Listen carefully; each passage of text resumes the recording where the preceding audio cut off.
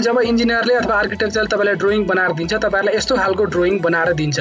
अब तपाईहरुलाई अर्को त्यो एलिभेसनहरु, फ्रन्ट एलिभेसनहरु, साइड एलिभेसनहरु पनि दिन्छ, तर त्योबाट पनि तपाईहरुलाई यकिन थाहा हुँदैन कि तपाईहरुको घर कस्तो बनिरहेछ भनेर। तपाईलाई हेर्दा त यो स्पेस ल ठिकै छ, के अरे 8 बाइ 8.7 र 11.8 इन्चको 8 फिटको बनिरहेछ, यति भए पुग्छ जस्तो लाग्ला। तर तपाईहरुलाई चाहिँ यतिमा चाहिँ सबै सामान अट्छ कि अट्दैन भन्ने यसबाट अन्दाज हुँदैन। तर तपाईहरुले 3D बनाउनु भयो भने तपाईहरुलाई त्यो सबै कुराको अन्दाज हुन्छ। म तपाईहरुलाई यहाँ एउटा 3D देखाउँदै छु। यो म्यापमा अथवा यो ड्रइङमा तपाईले 3D बनाउनु भयो भने 3D यसरी बन्छ।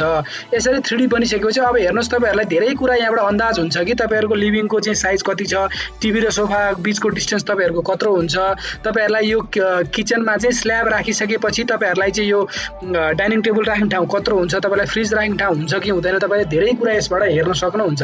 यदि तपाईहरुलाई मानौ तपाईहरुले घर बनाइसकेपछि, तपाईहरुले घर बनाइसक्नु भयो र तपाईहरुलाई यो डाइनिङ टेबल राख्दाखेरि तपाईहरुलाई यो ठाउँ अलिकति सानो जस्तो लाग्यो भने तपाईहरुले अब केही पनि गर्न सक्नुहुन्न कि तपाईहरुले यो वाललाई फोड्नु पर्यो। यो वाललाई फोड्नलाई तपाईलाई पैसा लाग्छ, अथवा यहाँको पिलरले तपाईलाई यो वाल फोडेर तपाईको बढाउन पनि दिदैन। हालाकि यहाँ ठाउँ छ तैपनि तपाईहरुले फोड्न सक्नुहुन्न।